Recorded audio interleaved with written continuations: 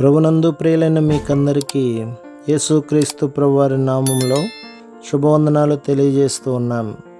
ఎడారిలో సెలయేర్లు అనే దిన ధ్యానము కొరకై స్వాగతం. మే 13. మనము యుక్తముగా ఎలాగూ ప్రార్థన చేయవలనో మనకు తెలియదు. రోమాపత్రిక 8వ అధ్యాయం 26వ వచనం. మన క్రైస్తవ అనుభవాల్లో మనకి ఎక్కువసార్లు బోధపడనిది ఏమిటంటే మన ప్రార్థనలకి జవాబు. మనం సహనం ఇమ్మని దేవుణ్ణి ప్రార్థిస్తాము. దేవుడు దానికి జవాబుగా మనల్ని వేధించే వాళ్ళని పంపిస్తాడు. ఎందుకంటే శ్రమ ఓర్పును అభివృద్ధి చేస్తుంది. మనం విధేయత కోసం ప్రార్థిస్తాము. దేవుడు మన మీదకి శ్రమలను పంపుతాడు. ఎందుకంటే మనం శ్రమపడుతూ ఉన్నప్పుడే దేవునికి లొంగడం నేర్చుకుంటాము. మాకు నిస్వార్థపరత ప్రసాదించమని అడుగుతాము. ఇతరుల భారాలను నెత్తిన వేసుకొని మన సోదరుల కోసం ప్రాణాలు పెట్టవలసి వచ్చే త్యాగం చేయడానికి అవకాశాలను దేవుడిస్తాడు. మనం శక్తి కోసం, నమ్రత కోసం ప్రార్థిస్తే సైతాను బంటు ఎవడో వస్తాడు. మనం ధూళిలో కూలిపోయి వాడు తొలగిపోయేలా మొరపెట్టేదాకా బాధిస్తాడు. మా విశ్వాసాన్ని బలపరచు తండ్రి అని ప్రార్థిస్తే మన డబ్బు రెక్కలు కట్టుకొని ఎగిరిపోతుంది, లేక మన పిల్లల ఆరోగ్యం దెబ్బతింటుంది, లేక ఇప్పటి వరకు కనీవిని ఎరగని శ్రమ ఏదో సంభవిస్తుంది.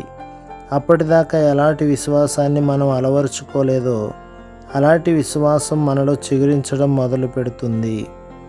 దీన మనస్సు కోసం ప్రార్థిస్తే ఎక్కడో తక్కువ స్థాయి సేవ మనకు అప్పగించబడుతుంది. మనకి ద్రోహాలు జరిగిపోతుంటాయి. ప్రతీకారానికి తావుండదు. ఎందుకంటే వదకు తేబడే గొర్రెలాగా మన ప్రభువుని తీసుకెళ్లారు. ఆయన నోరు మెదపలేదు. ప్రసన్నత ప్రసాదించమని ప్రార్థిస్తాము. వెంటనే మన కోపాన్ని, దురుసుతనాన్ని రేపేలా ఏదో ఒక శోధన వస్తుంది. ప్రశాంతత కోసం ప్రార్థిస్తే మనసు అల్లకల్లోలమైపోయే సంఘటన. ఇందు మూలంగా దేవుని వైపు చూచి ఆయన నుండి నేర్చుకుని ఆయన అనుగ్రహించే శాంతిని పొందుతాము. మనలో ప్రేమ పెరగాలని ప్రార్థిస్తాం. దేవుడు ప్రత్యేకమైన బాధలను మనపైకి రప్పించి ప్రేమలేని మనుషుల మధ్య మనల్ని పడేస్తాడు. మనస్సుని గాయపరిచే మాటలు, హృదయాన్ని కోసే మాటలు వాళ్ళు ఎడాపెడా మాట్లాడేస్తారు. ఎందుకంటే ప్రేమ దయగలది, దీర్ఘశాంతం గలది. ప్రేమ అమర్యాదగా ప్రవర్తించదు, కవ్వింపుకి లొంగదు, అన్నిటినీ సహిస్తుంది, అన్నిటినీ నమ్ముతుంది, నిరీక్షణతో ఓర్చుకుంటుంది, ఎప్పుడూ మాట ఇచ్చి తప్పదు.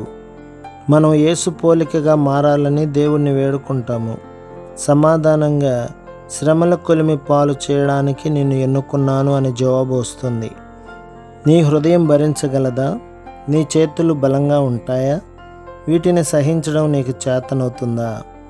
శాంతి, విజయాలను సాధించే ఏకైక మార్గం ఏమిటంటే ప్రతి పరిస్థితిని, శ్రమని ప్రేమమూర్తి అయిన దేవుని నుండి నేరుగా స్వీకరించి మేఘాలకు పైగా పరిశుద్ధ స్థలాల్లో సింహాసనం ఎదుట నివసిస్తూ మన ప్రకృతిపై ప్రసరిస్తున్న దేవుని మహిమను, దేవుని ప్రేమ చొప్పున తిలకించడమే. శక్తి నిమ్మని వేడుకుంటే కొంతకాలం అందరూ చెయ్యి విడిచి ఒంటరి చేశారు. హత్తుకున్న ప్రేమ గాయాలు చేసింది. ఆసరాలన్నీ విదిలించి కొట్టి వదిలేశాయి. నిస్త్రాణలో, వణుకులో, ఒంటరితనంలో పరమతండ్రి హస్తాలు నన్నెత్తి పట్టాయి. వెలుగు నిమ్మని వేడుకుంటే దాక్కున్నారు సూర్యచంద్రులు. అనుమానాల పెనుమబ్బుల్లో మిణుకు మిణుకుమనే చుక్క నా బేలతనం కేసి జాలిగా చూసింది. నా చిరుదీపపు కాంతి కొడిగట్టింది. చీకటి కమ్మళి కప్పుకొని నీడల్లో తారాడుతుంటే క్రీస్తు వదనం చీకట్లు చెదరగొట్టి వెలుగునిచ్చింది. శాంతి నిమ్మని వేడుకుంటే విశ్రాంతికై అరులు చాస్తే బాధల చేదు మందు మింగి కళ్ళు మూతలబడితే ఆకాశాలు ఏకమై పెనుగాలిని పోగు చేశాయి. పగవారు కత్తులు నూరి సన్నద్ధులయ్యారు. పోరాటం రేగింది, పెను తుఫాను సాగింది. ప్రభు మృదువైన స్వరం వినిపించి శాంతిని తెచ్చింది. ప్రభు వందనాలు. నా బలహీన ప్రార్థనలు పరిగణించి నా విన్నపానికి భిన్నంగా దయచేసే జ్ఞానవంతుడవు. జవాబుగా ఇచ్చిన ఈవులే ఊహకి మించిన దీవెనలైనాయి. వరప్రదాత, నా ప్రతి ప్రార్థనకు నీ జ్ఞానం చొప్పున నీ సమృద్ధిలో నుండి నా మనస్సుకు పట్టని ఈవులు ప్రసాదించు. ప్రభు మిమ్మును మీ కుటుంబమును మీ సంఘమును దీవించి ఆశీర్వదించునుగాక. ఆమేన్.